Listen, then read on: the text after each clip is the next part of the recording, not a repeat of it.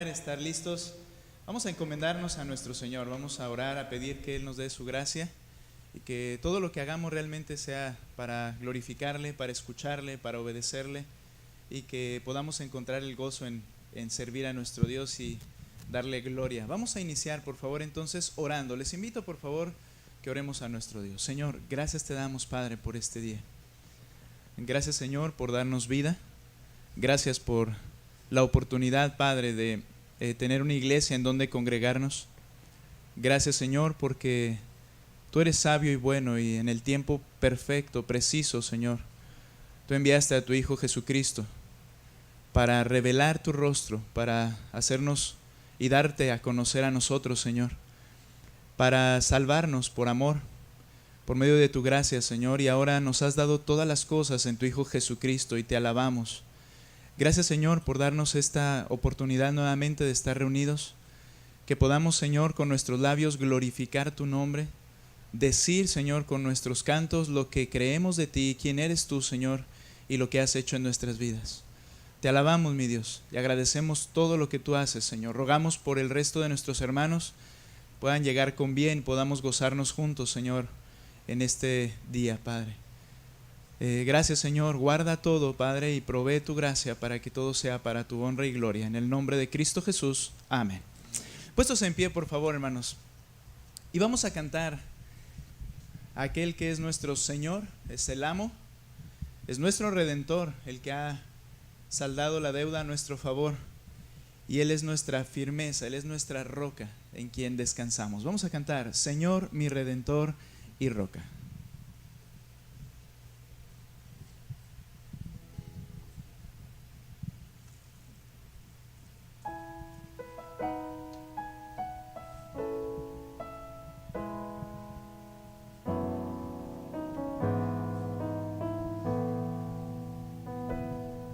Señor, mi Redentor y roca, gran tesoro de mi corazón, mi Dios, como tú no hay otro, solo en ti hay gozo y salvación. Tu amor más alto que los cielos,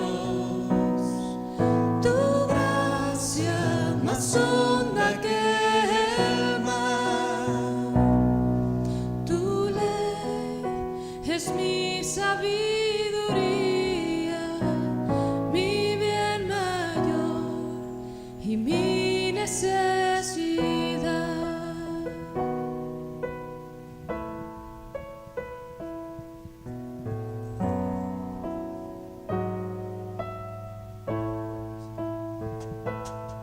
Señor, mi Redentor y roca, de mi vida fuente defensor. Señor, tú eres mi espada contra el mal, mi escudo protector, mi canción. Si acechan enemigos,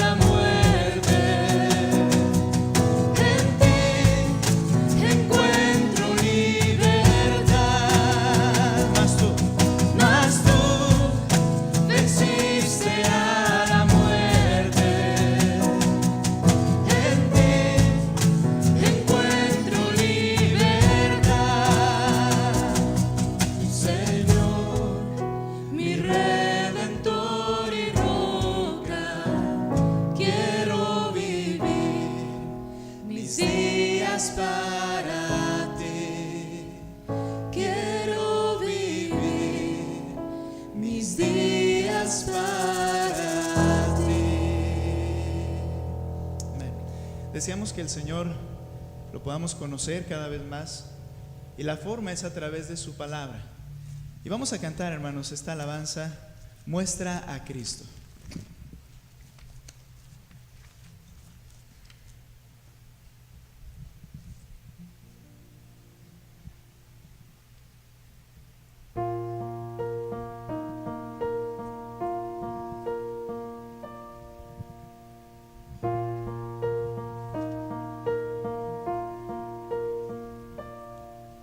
Prepara, oh Dios, mi corazón para recibir. Rompe el duro suelo en mí, ayúdame a creer. Tu palabra siembra en mí, su fruto haz crecer. Haz que pueda escuchar, guíame en tu verdad. Muestra a Cristo,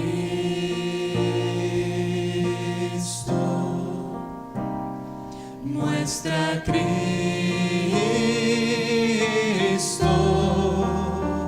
revela, oh Dios, tu gloria a través de tu verdad, hasta que todos confiesen, Cristo es Señor.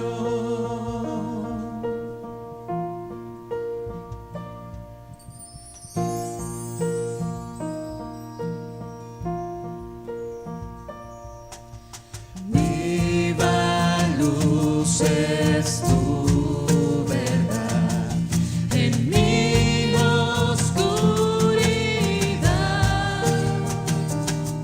me guarda en la tentación, sabiduría me da, manjar a los hambrientos y esclavos libertad,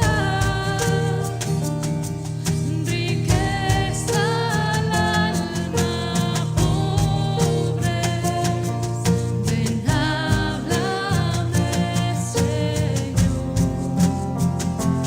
Muestra a Cristo,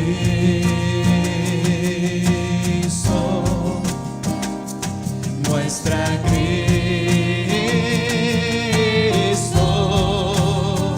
revela, oh Dios, tu gloria a través de tu verdad, hasta que todos confiesen, Cristo es Señor.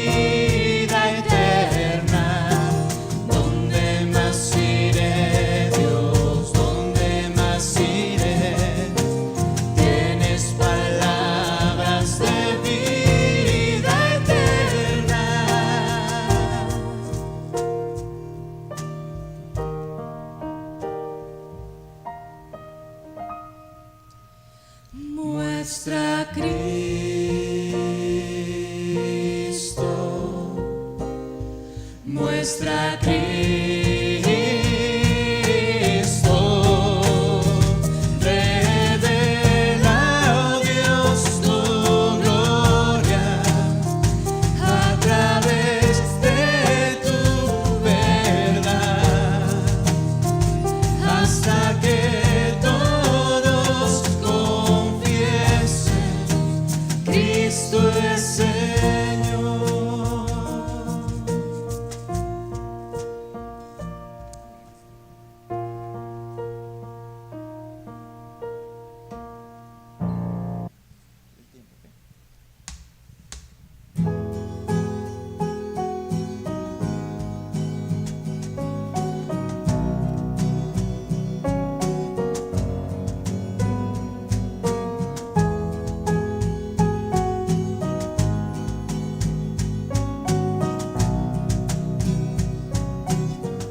Profundo es el amor de Cristo, más que el infierno y la maldad.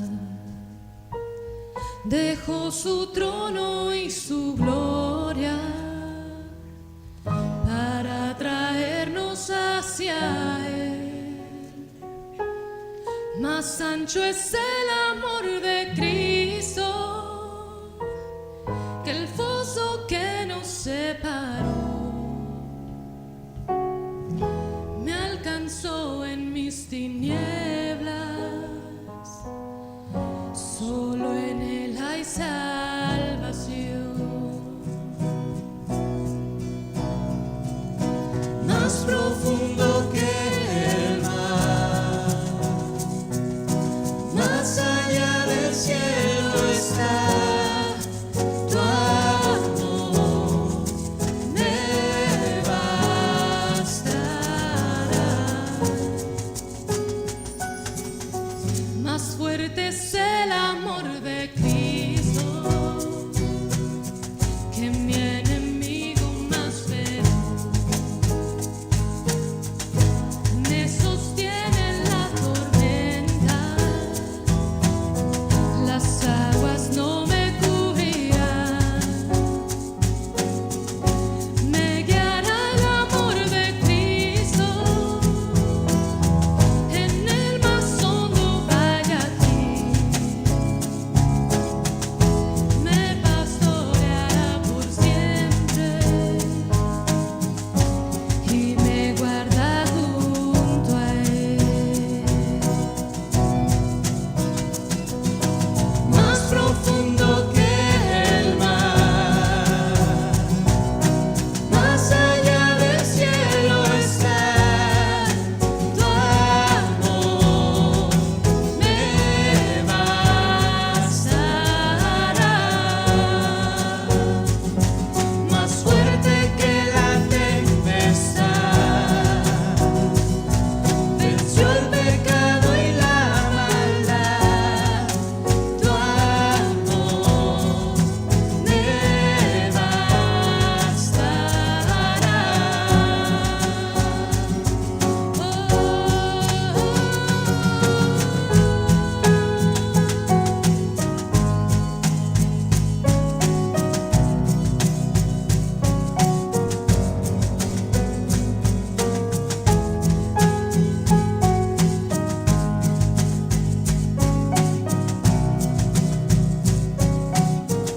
Más dulce es el amor de Cristo, mientras más cerca estoy del fin. Disfrutaré su amor por siempre, ante su trono estaré. Me llenará el amor de Cristo,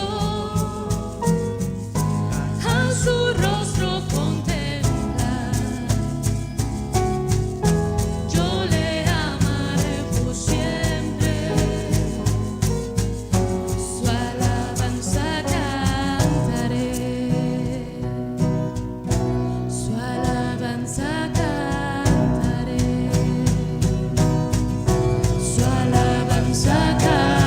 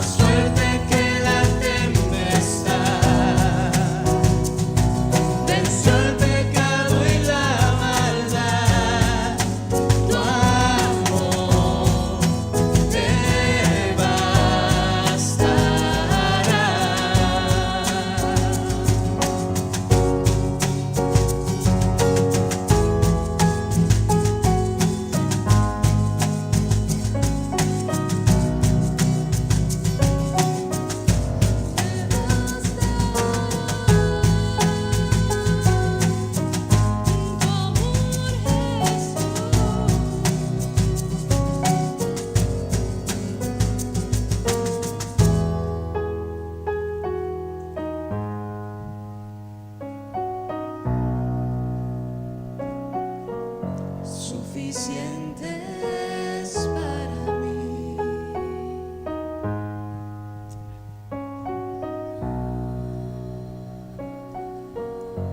Gracias a Dios. Muy bien.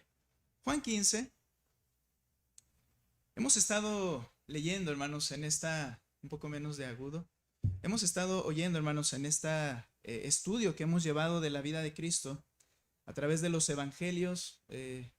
Llegamos a esta parte de la escritura en la cual la llamamos en las sombras con Jesús, y que se refiere a esa última noche en la cual Cristo está con los apóstoles. Judas sale de allí después de haberles lavado los pies. El Señor le dice: lo que has de hacer, hazlo más pronto. Ya iniciando la Pascua, Él sale y se queda con ellos durante una noche especial en la cual dice la Escritura que Él tenía la intención de mostrarles, y lo hizo, su amor hasta el final, de la manera que les había amado, un amor profundo. Se los mostró el Señor a sus apóstoles escogidos en esa noche. Ahora, en esa trama, en esa escena en las sombras con Jesús, Él ha dado varias enseñanzas, va a dar muchas enseñanzas, de hecho. Veíamos acerca del ejemplo de la vid y los pámpanos y la demanda del Señor de que debemos dar fruto. El que no da fruto es cortado y echado fuera, pero todo verdadero pámpano, todo verdadero creyente, como lo interpretábamos en la Escritura, debe dar fruto, debe dar mucho fruto, debe llevar fruto. Y el Señor sigue hablando. Obviamente Él no hace pausas, Él continúa hablando, pero quiero que veamos ahora, a partir del verso 18, que solamente leeré, del versículo 18 en esta ocasión, al versículo 21, para recordar la lectura que ya nos hizo favor nuestro hermano de realizar. Por favor, hermanos.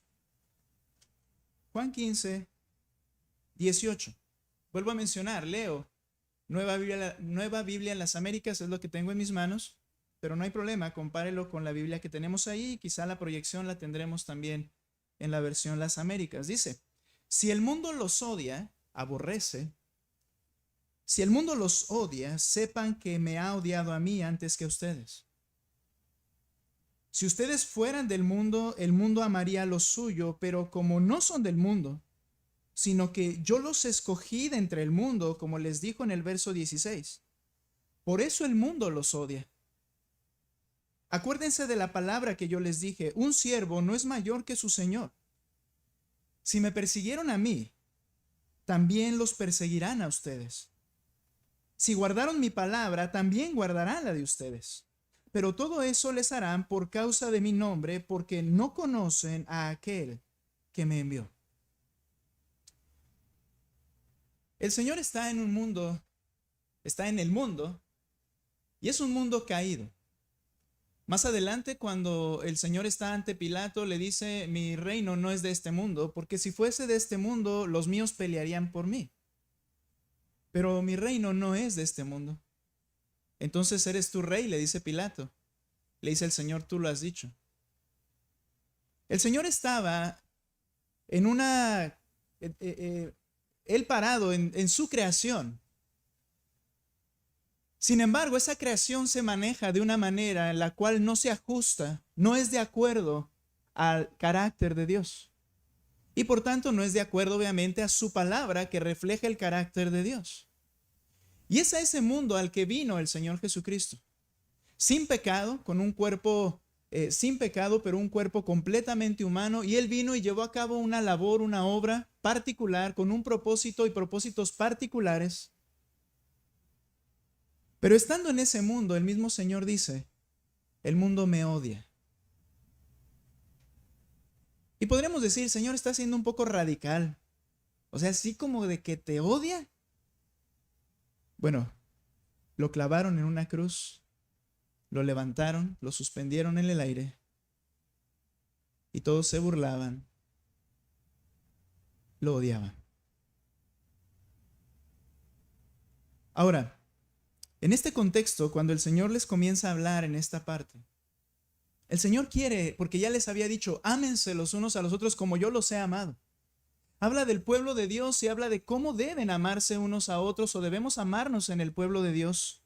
la necesidad de que nuestro enfoque sea hacia mi hermano cristiano, Él les llama que los ha escogido y los ha puesto para que den fruto. Pero entonces da una razón importante para entender el por qué el Señor diseñó la iglesia también. Porque estamos en un mundo caído que le odia. Y no nos va a dejar solos, nos da el Espíritu Santo, pero no solo eso, sino que nos da una comunidad de personas que le aman y que le quieren seguir, y por eso debemos estar unidos y amarnos unos a otros, porque estamos en un mundo caído. Ahora, el tema en esta mañana es el siguiente: el Evangelio de Cristo en un mundo caído. ¿Qué sucede con el Evangelio de Cristo en un mundo caído? ¿Qué es lo que resulta de esto? El Evangelio de Cristo en un mundo caído. Lo primero que quiero que veamos es la relación entre el cristiano y el mundo. ¿Cuál es la relación entre esos que han creído el Evangelio y el mundo en el que están? Vean por favor capítulo 15 nuevamente, ahora con esto en mente, vea lo que dice el versículo 18.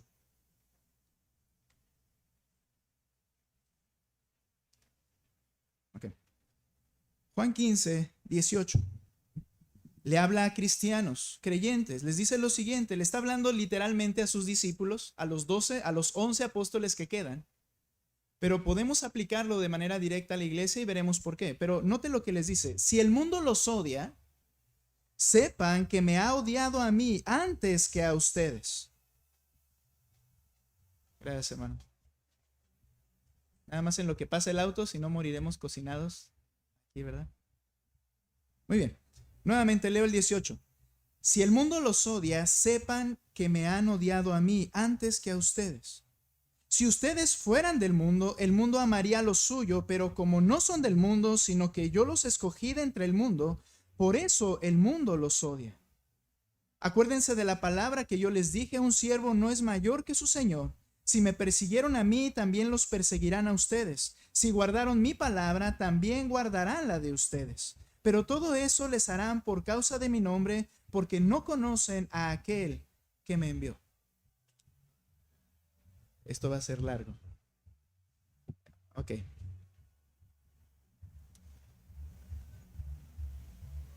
No se preocupe, hermano, es... bueno, ¿tiene algo más que hacer? Sí. No, es una cabalgata. Y de aquí a que pase. ¿Verdad? Gracias, hermano, gracias. Ya estaba sacando las armas el hermano. Nada, no es cierto. Iba a ir con amabilidad a pedir que le bajaran, pero ya, gracias a Dios, creo que el ruido va más adelante. Bien, sé que les distrajo todo esto. Lean por favor el 18. Ustedes, como lo tienen en su Biblia, por favor, léanlo fuerte. 18 en primer lugar. ¿Qué dice?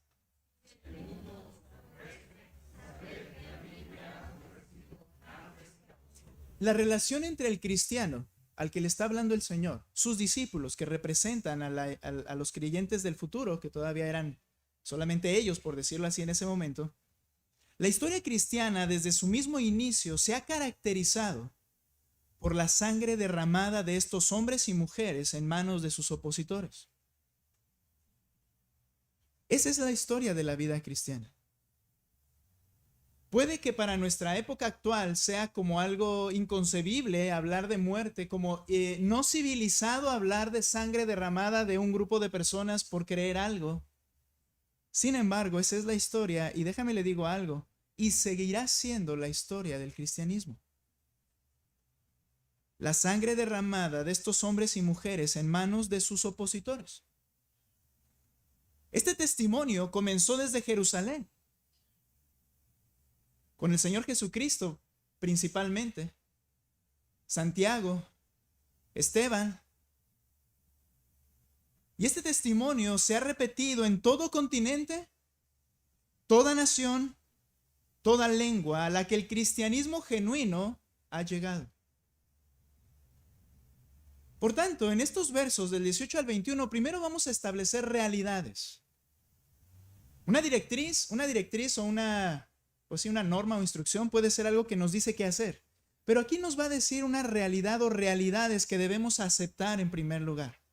En cuanto a la relación entre el cristiano y el mundo, la Escritura nos enseña realidades que debemos considerar, abrazar y aceptar si realmente ¿Quieres ser o eres cristiano? En primer lugar, el mundo, o primera realidad que dice el verso 18, el mundo tiene repulsión hacia el cristianismo genuino. Y la razón es, porque a mí me aborrecieron primero. La razón es porque Jesucristo mismo les es desagradable. El mundo tiene repulsión hacia el cristianismo genuino. Si el mundo los odia, sepan que a mí me ha odiado antes que a ustedes. Esta repulsión del mundo hacia el cristianismo genuino es porque no les agrada a Jesucristo. Este odio o repulsión es natural e inevitable. Cuando dice la Escritura, si el mundo los odia, lo que no está diciendo es, bueno, si te llega a pasar, puede que pase o puede que no. No, hermanos, es una condición, sí, pero una condición que se cumple cada vez. Porque dice el pasaje, si el mundo los odia es porque a mí me odiaron primero. Es una condición no solo probable, sino garantizada. Y aquí comienza nuestra mente actual, moderna, en el siglo que estamos. Yo sigo diciendo siglo XX, pero ya no es el 20, ¿verdad? Ya estamos en el 21. En nuestro siglo choca eso cuando decimos que es algo inevitable. Porque muchos cristianos decimos, pero yo no he tenido problemas. O sea, así problemas así. Igual alguien se rió y me dijo, ya vas a la iglesia, pero nada más, nos llevamos bien. Y choca esta idea. Esto nos va a servir para analizar mucho de cómo estamos actuando, viviendo, comunicando en nuestra vida. Porque el odio de parte del mundo hacia el cristiano, esa repulsión es natural e inevitable. No solo es probable, sino que está garantizada. El apóstol Pablo, despidiéndose de los pastores de la iglesia de Éfeso, que eran varios, despidiéndose de estos pastores, les dijo el apóstol Pablo, es necesario que a través de muchas tribulaciones entremos en el reino de Dios. Es necesario. Pedro, escribiendo en su primera carta, dice, no te sorprendas del fuego de prueba que os ha sobrevenido. Y le dice no al mundo, no le dice a las naciones en las cuales hay guerra, muerte y hambre. Le está diciendo al cristiano que están siendo atacados por sus opositores. Y le dice al cristiano, no te sorprendas, como si fuera algo extraño. ¿Qué quiere decir esto?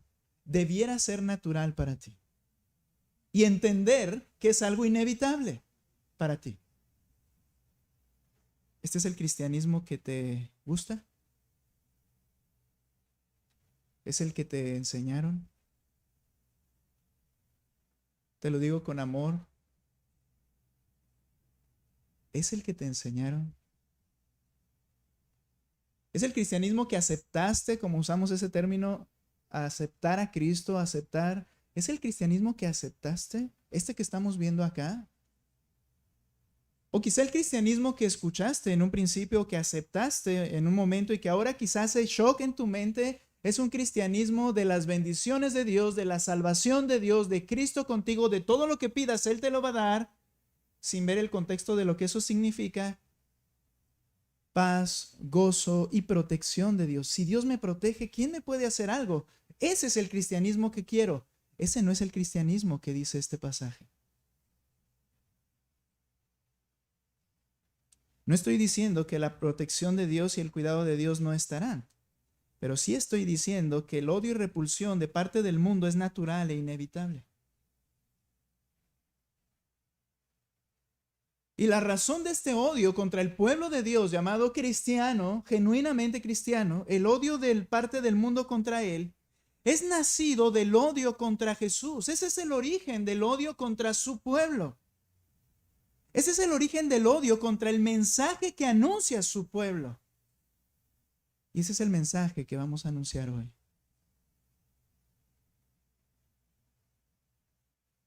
Cuando dice el Señor en este verso, si el mundo los odia, sepan que me ha odiado a mí antes que a ustedes. Esa frase, que me ha odiado, no es un pasado, sino en realidad es un perfecto indicativo en voz activa. ¿Qué significa eso? Lo voy a explicar porque yo tampoco lo sé. ¿Qué significa? Es un verbo que inició y que se mantiene permanente. Es decir, lo que está diciendo el Señor es, ellos me han aborrecido y me siguen aborreciendo. Y por tanto, lo seguirán haciendo. Me ha aborrecido el mundo y lo seguirá haciendo. Y por tanto, como me aborrecen, me odian a mí, les odian a ustedes, hermanos. Ve por favor y habla con cualquiera de tus amados amigos que están en el mundo, los cuales necesitan venir a Cristo. Hazle una pregunta: ¿odias a Jesús? Todos te van a decir que no, pero a veces esa es la idea misma nuestra. No, nadie nos odia ni nadie odia a Jesús. Qué engaño nos hemos tragado literalmente, sin masticarlo. No es así, dice el Señor, me odian y me seguirán odiando. Me odian y me seguirán odiando. Quiero hacer una breve aplicación, muy breve, sin profundizar. Hablábamos con la hermana Carla, una hermana esposa del hermano Alex Velázquez en Juárez. Y nos hablaba del testimonio de ella, de su mamá, de su abuelita. En una región como lo es una región en Tamaulipas, la cual, hermano, está impregnada de evangelio, de un cristianismo. Impregnada, hermanos, parece Estados Unidos, todos son cristianos allá. Así como Estados Unidos dicen que son cristianos y no lo son al final, ¿no? Pero el punto es que ella decía que ella, su mamá y su abuelita habían creído. Ella entró a un instituto, al seminario bíblico allá. Ahí conoce al hermano Alex, se casan, él está predicando la escritura en las iglesias de la región y va su mamá, ella y su abuelita. Y cuando escuchan, le dicen, eso yo no es lo que creí. Tenían 40 o 50 años de cristianismo. Eso no es lo que creí. Eso no es lo que me dijeron. Y dice la hermana que en ese momento, después de esa predicación, ellas creyeron el evangelio de Cristo. Pero algo que me impactó mucho y me quedé pensando en ello es lo que su mamá hizo.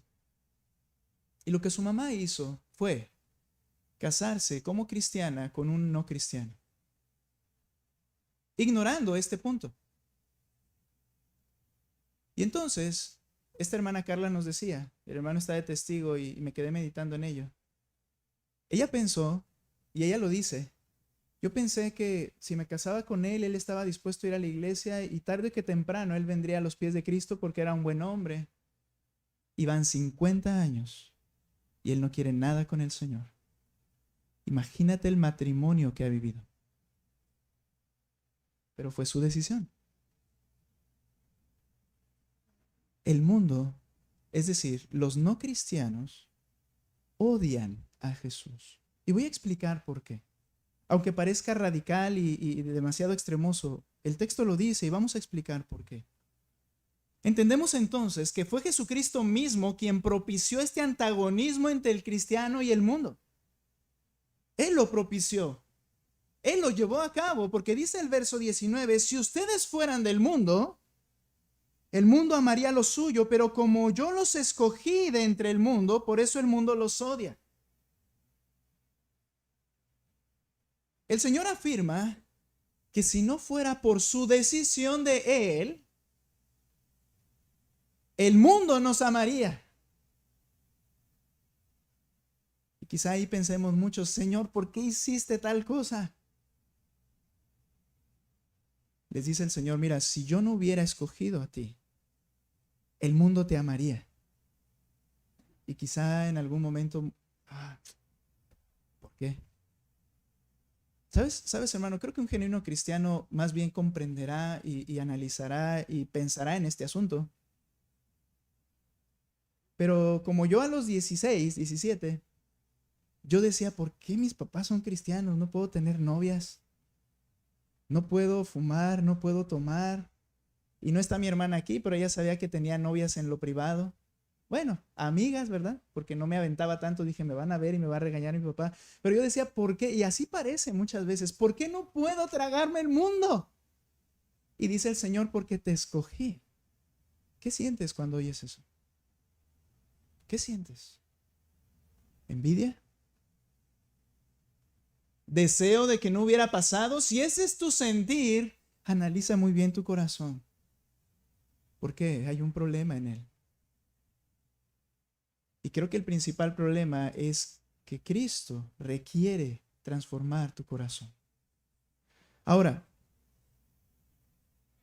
si no fuera por su decisión, el mundo nos amaría. La elección del Señor, de la cual hablamos en el verso 16, dice el verso 16 allá arribita: ustedes no me escogieron a mí, sino que yo los escogí a ustedes. Y le expliqué que les está hablando a 11 hombres, apóstoles allí, pero que a la luz del Nuevo Testamento, Efesios capítulo 1, Romanos capítulo 8, capítulo 9, el Señor nos enseña en todo el Nuevo Testamento que la elección es un acto de Dios en la eternidad.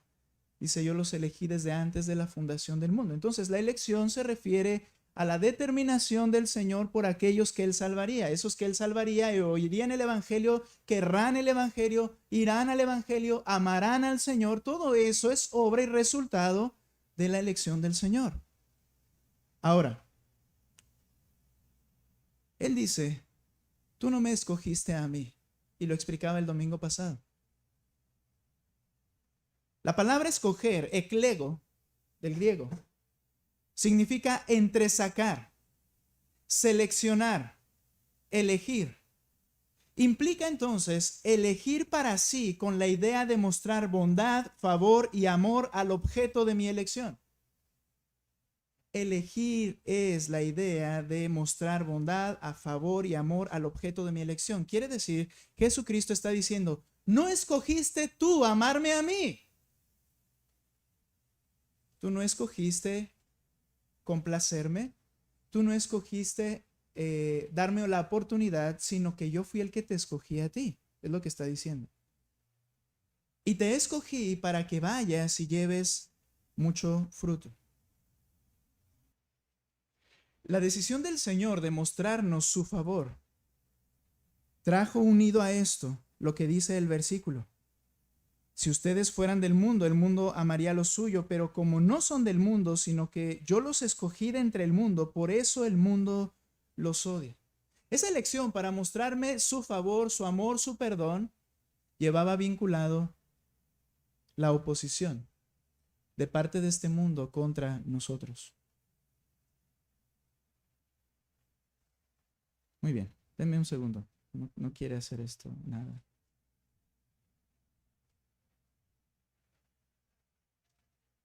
Y no quiero omitir nada de lo que tenemos anotado ahí.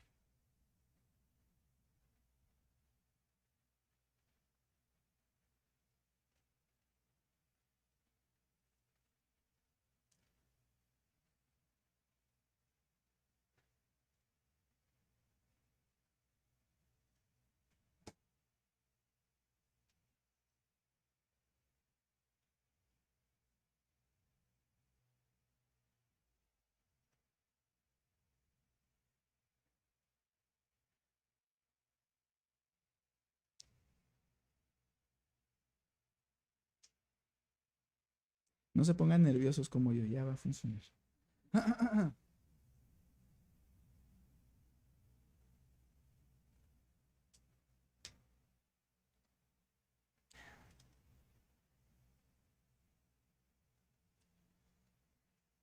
Es que mi iPad no funciona, no es iPad, por eso no funciona. Ya se llenó de cosas.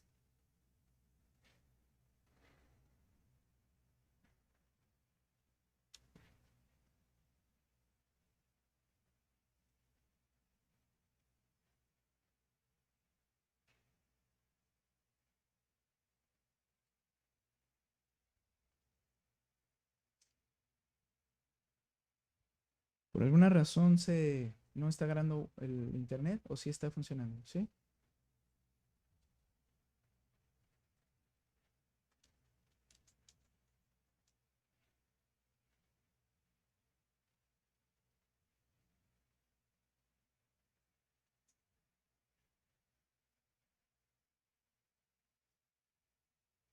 Ok, ya está funcionando, amigos. Permítanme. Listo.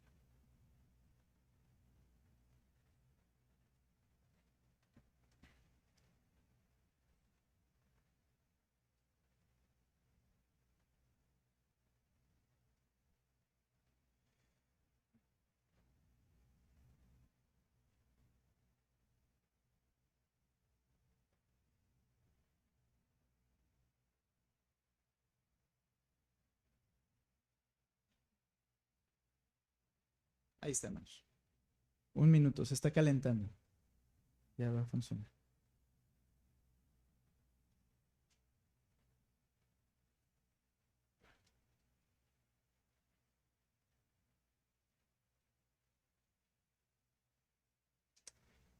Muy bien.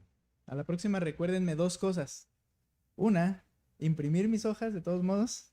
En segundo lugar, depurar esta maquinita porque ya está muy viejita. Muy bien, ok, entonces. Mencionábamos que cuando el Señor determina a quienes les mostraría su favor de entre todos los demás, ¿qué es lo que implica la elección? Que dejaría a los demás en sus propios pecados y deseos, haciendo lo que quieren hacer. Entonces, esto provoca la hostilidad y odio contra los elegidos del Señor. Los cristianos, llamados así, si queremos cambiar el término cristiano. Ahora, el odio del mundo contra el cristiano también nos identifica con Cristo. Esto es importante. El hecho de que haya ese odio, esa enemistad y hostilidad implica que el creyente entonces es genuino. Les dice el Señor en ese versículo, noten por favor, capítulo 15, versículo 20. Acuérdense de la palabra. Ok, vendrá odio contra ustedes, pero luego dice, acuérdense de la palabra que yo les dije, un siervo no es mayor que su Señor. Esa frase la dijo el Señor unos versos atrás, en el capítulo 13, versos 12 al 17. Un siervo no es mayor que su Señor. Si a mí me persiguieron, también los perseguirán a ustedes. Note, la idea es muy clara. Si eres cristiano, te van a perseguir. Esto te identifica como genuino cristiano. Si eres cristiano, te van a odiar. Y Pedro aclara y dice, no porque seas chismoso, no porque te entremetas en lo ajeno, no porque seas ladrón o homicida, sino como que te comportas como cristiano, eso provocará el odio. ¿Por qué? Porque te identifica con el Señor Jesucristo. El Señor dijo, el siervo no es mayor que su Señor. Note 13:12 ahora sí, vamos ahí. Cuando el Señor lava los pies de los discípulos, incluido Judas, les dice en el verso 2, entonces cuando acabó de lavarles los pies, tomó su manto y sentándose a la mesa otra vez les dijo, ¿saben lo que les he hecho? Ustedes me llaman maestro y señor y tienen razón porque lo soy. Pues si yo, el Señor y el Maestro, les lavé los pies, ustedes también deben lavarse los pies los unos a los otros. ¿Y a qué se refiere? Servicio. Sírvanse. Sírvanse los unos a los otros permanentemente. Considera al otro como digno de que le laves los pies. Sírvanse. Porque les he dado ejemplo para que como yo les he hecho, también ustedes lo hagan.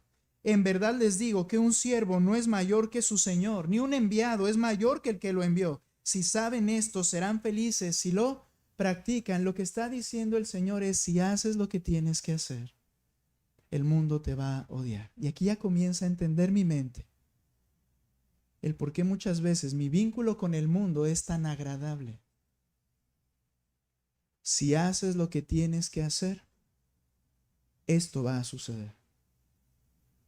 El mundo te odiará.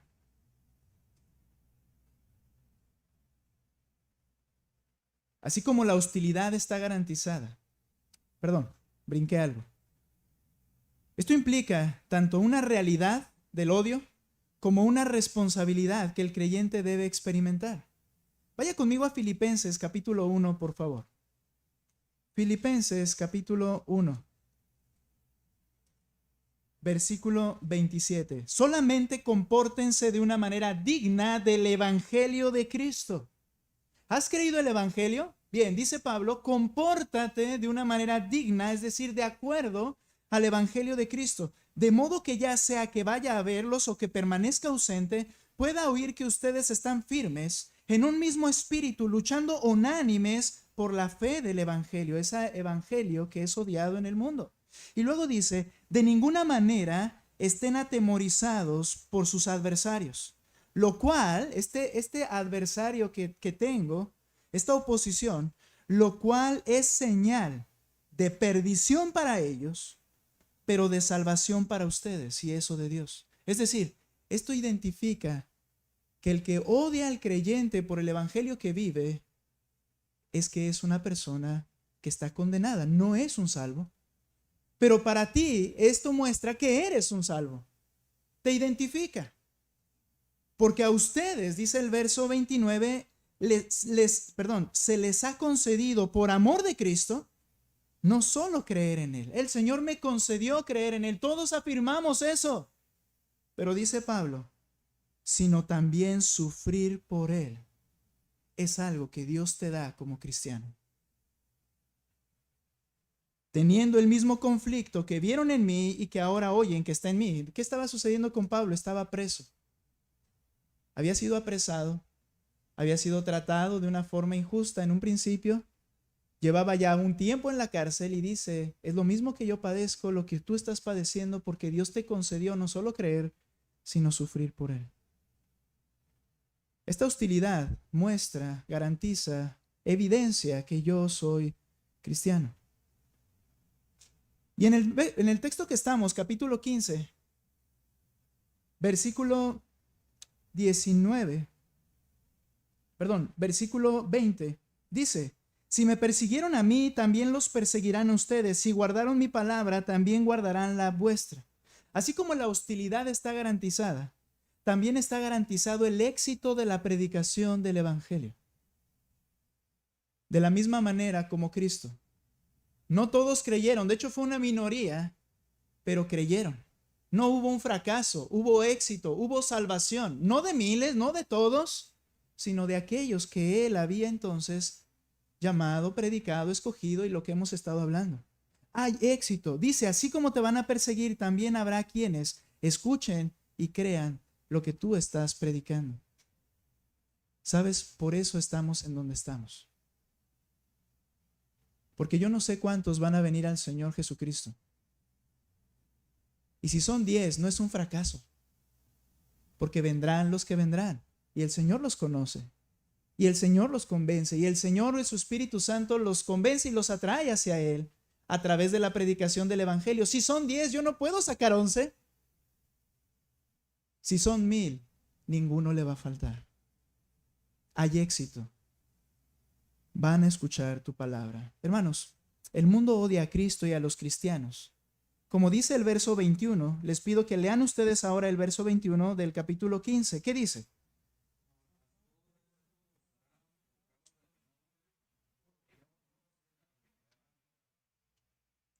Todo esto harán por causa de mi nombre. Dice, no conocen al que me ha enviado. El mundo odia a Cristo y a los cristianos porque no conocen a Dios el Padre. Esta es una ignorancia activa. No lo saben, pero tampoco desean conocerlo. Cuando el apóstol Pablo en 1 Timoteo 1:13 dice que él asesinaba, que él era un injuriador, que todo lo que hizo con la iglesia siendo perseguidor, dice, esto lo hacía por ignorancia en incredulidad. Sí no saben, pero no quieren saber. Esa es la naturaleza del hombre en pecado. No hay quien busque a Dios, dice Romanos capítulo 3. Es una ignorancia activa y por tanto odian a Cristo y no quieren conocerle y no le conocen al Padre.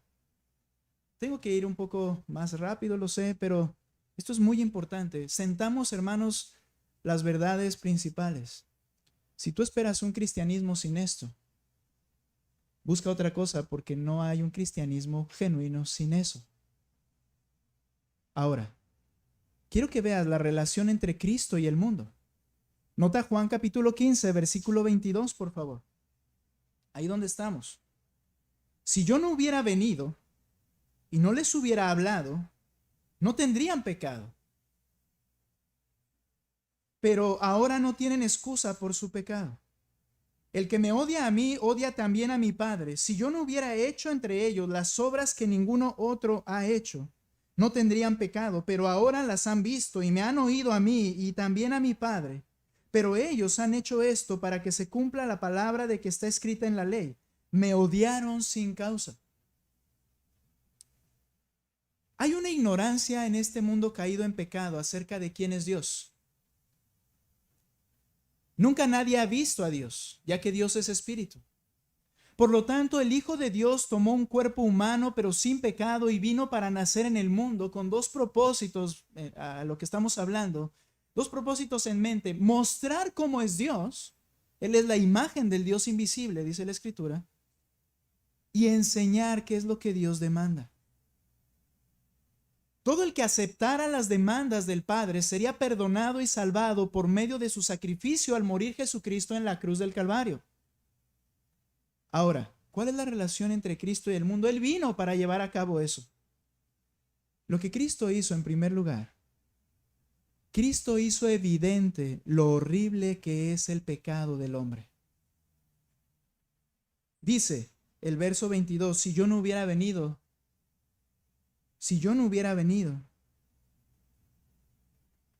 y no les hubiera hablado, no tendrían pecado, pero ahora no tienen excusa por su pecado. Esto es lo que sucede cuando predicamos el Evangelio. Todos los que están en esta habitación de 7x9,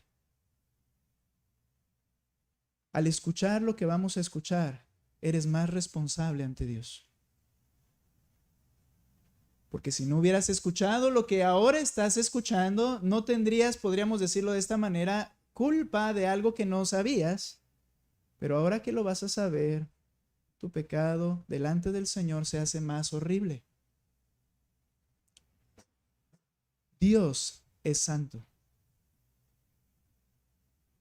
Y tú odias a Dios. Porque prefieres tu vida, tus planes y tus placeres, y no a Dios. Cristo vino para morir en la cruz y te demanda tu vida completa. Él dice, cree en mí, humíllate ante mí, yo te perdono y te doy vida nueva. Pero si no quieres hacer eso, permaneces en tu pecado.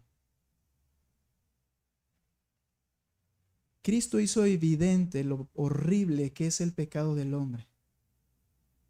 Jesucristo, cuando vino a la tierra, fue evidentemente santo, de tal manera que Juan, al escribir en el capítulo 1, verso 14, dice, y vimos su gloria, gloria como del unigénito del Padre, lleno de gracia y de verdad. Todos se dieron cuenta de lo santo que era Cristo.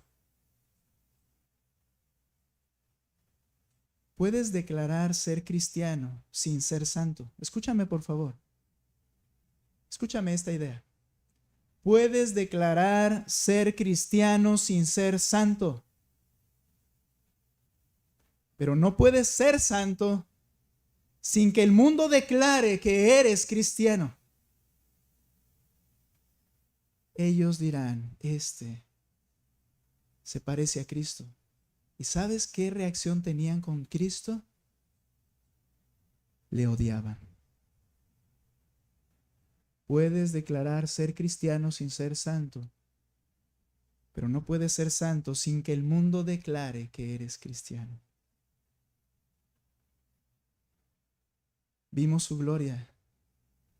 El mundo se sintió evidenciado ante la santidad de Jesús. Juan capítulo 3, por favor, versículo 19. Quiero ver este texto ahí. Juan 3, 19. Y esta es la condenación, dice en nuestra versión Reina Valera. Y aquí donde estoy leyendo dice, y este es el juicio, que la luz vino al mundo, y es Jesucristo, y los hombres amaron más las tinieblas que la luz, pues sus acciones eran malas. Cuando vieron la luz claramente delante de ellos, ellos aborrecieron, odiaron la luz porque prefirieron, que dice el texto, sus obras perversas.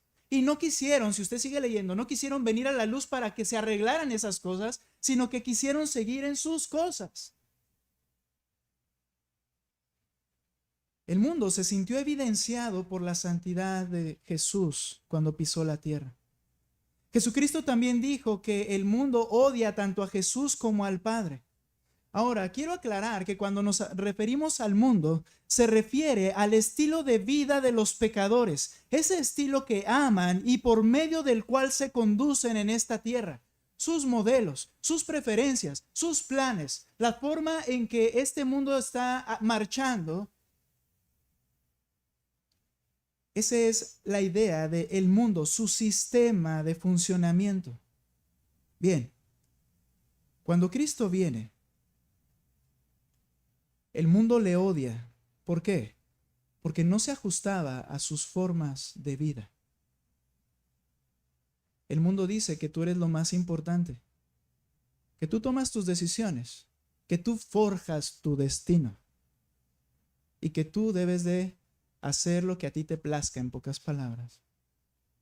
Y viene Cristo y te dice, yo te creé para mí, yo te hice para que me sirvas y yo te demando tu amor y tu obediencia el resto de tu vida. Y el mundo dice, sí, cómo no.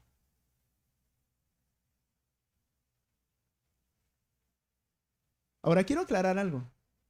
El mundo está dispuesto a afiliarse. El mundo estuvo dispuesto a afiliarse con Jesús y el mundo va a estar dispuesto a afiliarse contigo. Mira, va a estar dispuesto a decir, mira, tú sé cristiano y yo te voy a amar. Yo estoy dispuesto, no me importa lo que seas. Esa llamada tolerancia, ¿verdad? No me importa lo que seas, yo voy a estar de acuerdo contigo, nada más. No me toques las cosas que yo amo. Porque si las tocas, va a haber bronca, como decimos, va a haber problema. Ahora, cuando viene Cristo, ¿qué es lo que hace?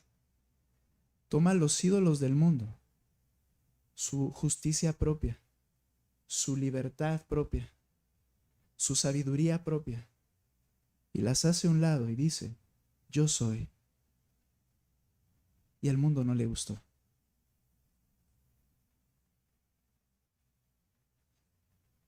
El mundo estuvo dispuesto a afiliarse con Jesús. Ve lo que dice Mateo capítulo 4, por favor, versículo 23.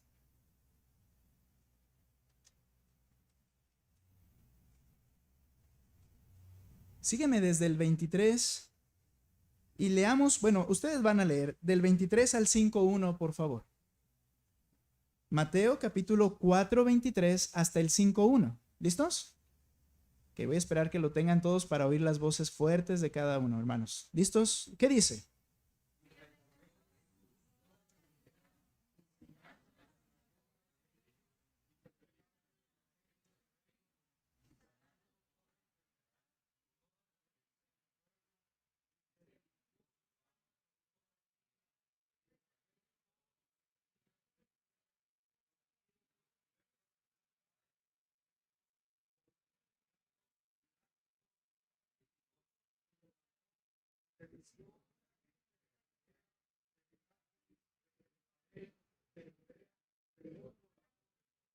Pregúntate algo. Gracias. Ah, les dije que hasta el 5:1. Perdónenme, hermano. ¿Listos? Fuerte otra vez. Continúen. Dice.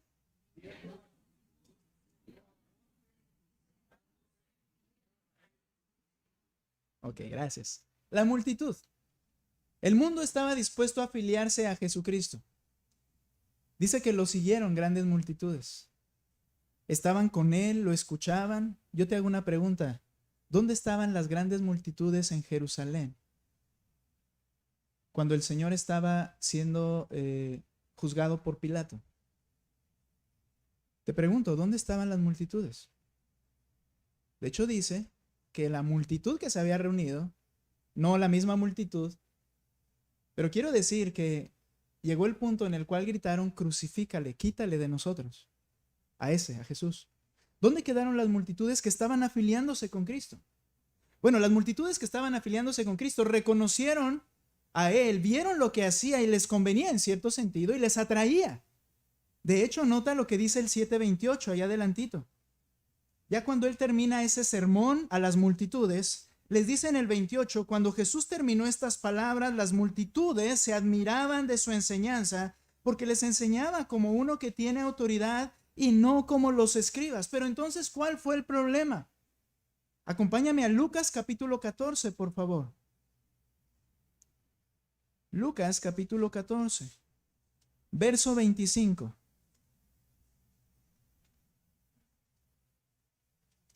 Me parece provechoso que lean, hermanos, por favor, para que ustedes se centren en la lectura. Dice 25 al 35, por favor, van a leer 10 versículos. Váyanse siguiendo y leyendo fuerte. ¿Qué dice?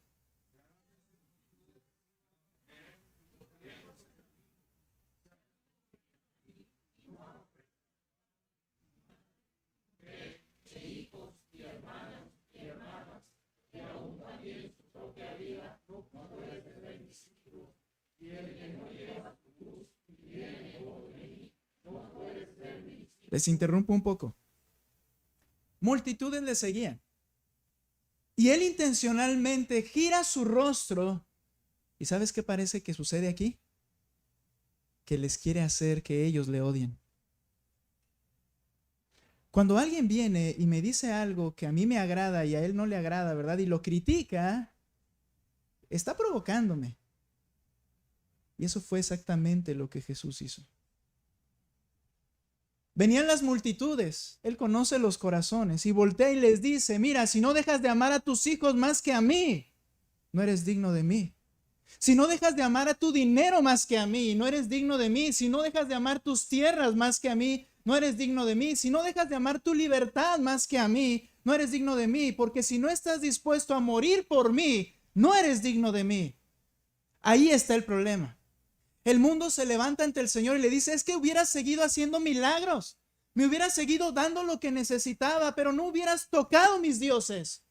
Pero los tocaste, te pusiste en mi contra, te odio. Te odio.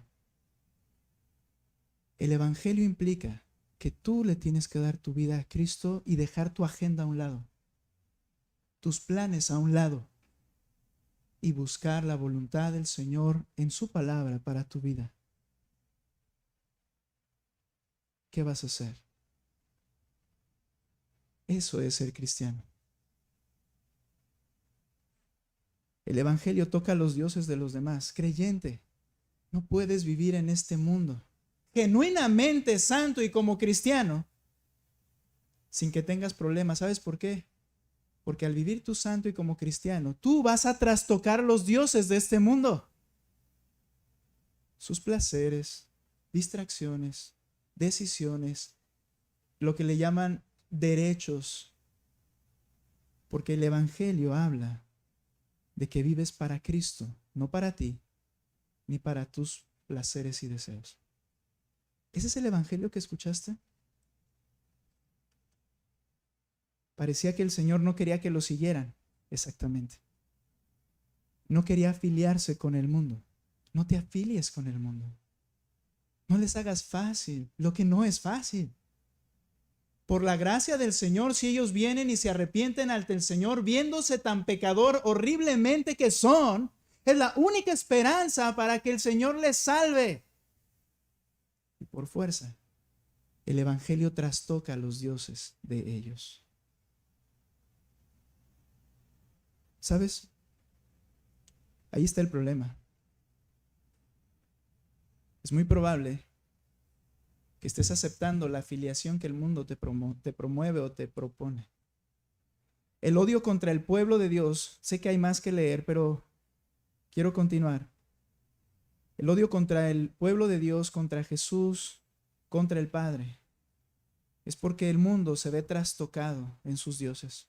Y termino con esto. ¿Cuál es entonces la obligación del cristiano en el mundo? ¿Te lo puedo adelantar? Cristiano, no fuiste dejado en el mundo para caerle bien al mundo. No, fuiste dejado para eso. No fuiste dejado para que intencionalmente busques hacer cosas malas y caerle mal al mundo, tampoco, obviamente.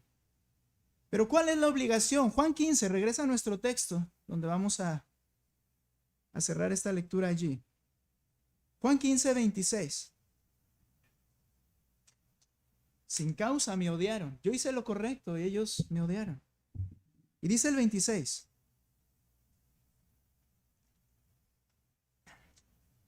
Cuando venga el Consolador, se refiere al Espíritu Santo, y vino y ahora mora en cada cristiano cuando ha creído en Cristo, dice Efesios capítulo 1, verso 13. Cuando venga el Consolador a quien yo enviaré del Padre, es decir, el Espíritu de verdad que procede del Padre, nota, ¿qué hará el Espíritu? Él dará testimonio de mí.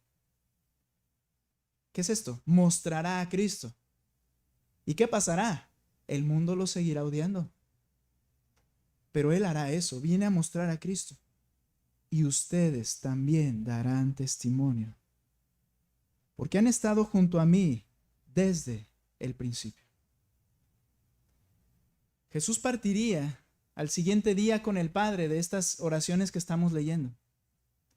El mundo que lo odiaba lo asesinaría para que se cumpliera el plan perfecto de Dios, y lo asesinaron sin causa. Pero le dice a sus discípulos que no los dejaría solos. Ahora el Espíritu Santo vendría a morar en cada creyente, enseñándoles y capacitándolos para llevar a cabo la labor que el cristiano debe hacer. ¿Cuál es tu labor, cristiano? Dar testimonio de Jesús. Vosotros sois ahora la luz del mundo. Si a mí me aborrecieron porque era la luz y amaron más las tinieblas, cuando tú seas la luz te van a aborrecer porque ellos van a sentirse juzgados. Pero cristianos, si te acepta el mundo y sin ningún problema, es porque no estás dando testimonio de Cristo. Es porque no ven a Cristo en ti.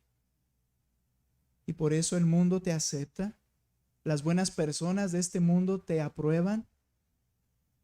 Porque no se sienten atacados en sus dioses. ¿Sabes por qué?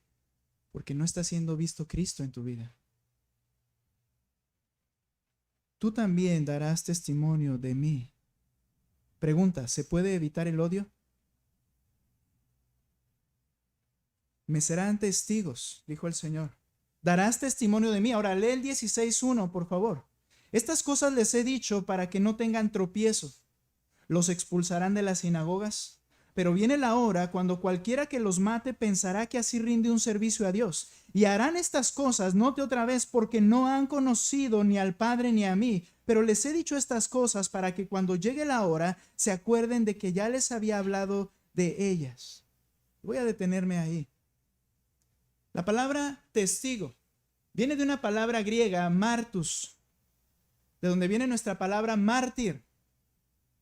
Y un testigo es el que comparte lo que cree, aunque esto implique su muerte. ¿Se puede entonces evitar el odio? Cristiano, no se puede evitar. El evangelio es polémico. Trastoca a los dioses de este mundo y esto provoca su odio. Sí lo puedes evitar. No hables el evangelio. Y vive como vive siempre y nadie te dirá nada. Pero para eso no te escogió el Señor, sino para que vayas y des fruto y tu fruto permanezca, para que reflejes a Cristo en tu vida. En realidad, Dios nos consuela dándonos a conocer que le pertenecemos y que nos identificaremos por seguir con la historia de sangre al final de cuentas, si es necesario, por causa de Cristo. ¿Qué clase de cristianismo estamos viviendo? Así es como el evangelio se recibe en un mundo caído. ¿Estás siendo santo? Que el mundo lo diga. ¿Sabes cómo lo va a decir?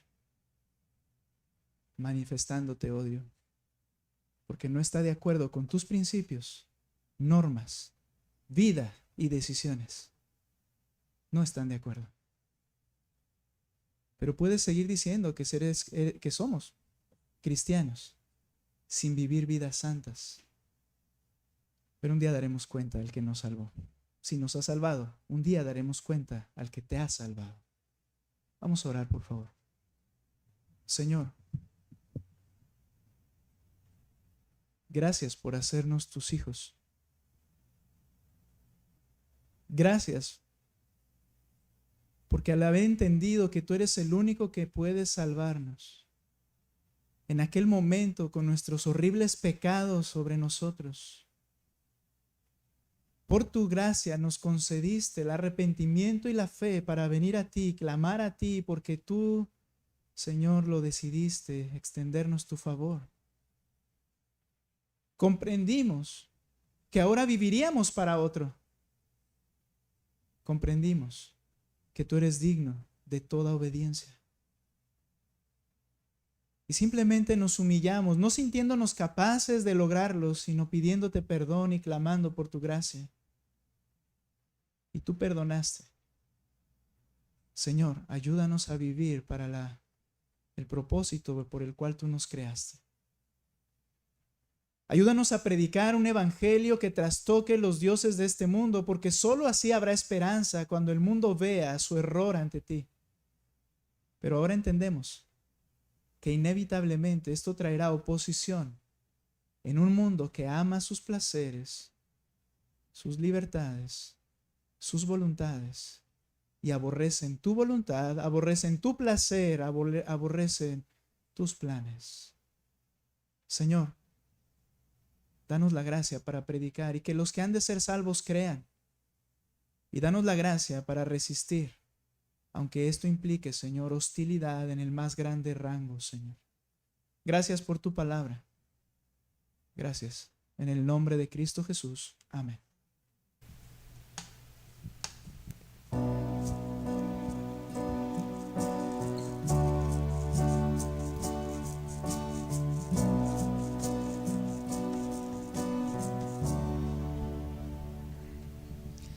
Aquel que en el principio nos creó, el alto y sublime eterno Dios, la tierra llena de su gloria está, Él reina con poder y autoridad. Aquel cuya pureza y perfección conoce y pesa todo corazón, y quién podrá ante él estar en pie. En su presencia cae todo ser. Tú eres santo,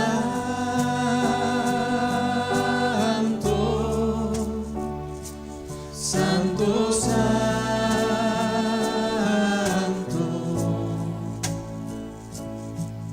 ¿cómo he de evitar tu nombre adorar, Santo Dios?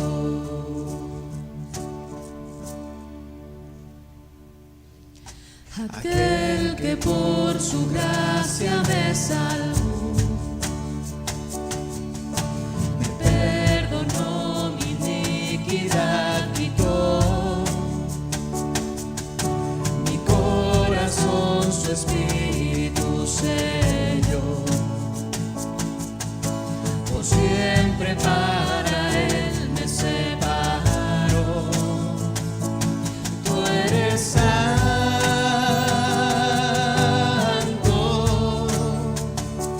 Santo, Santo,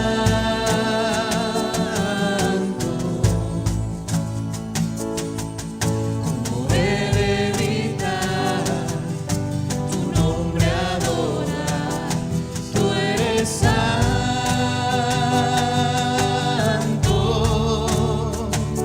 Santo, Santo,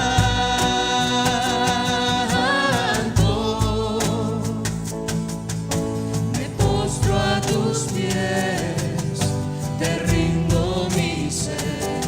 Yo me postro a tus pies, te rindo mi ser, Santo Dios.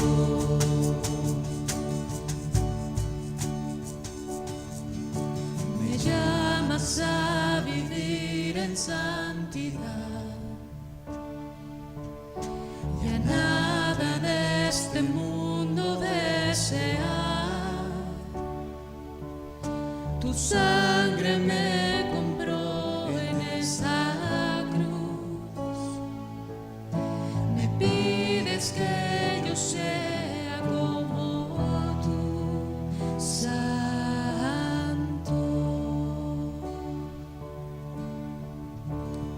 Que esta haya sido una oración, de verdad. Hermanos, Dios les bendiga. Estamos terminando, hemos acabado más bien. Les esperamos 6:30, papás, y despídanse unos de los otros, hermanos. Dios les bendiga. Hasta luego.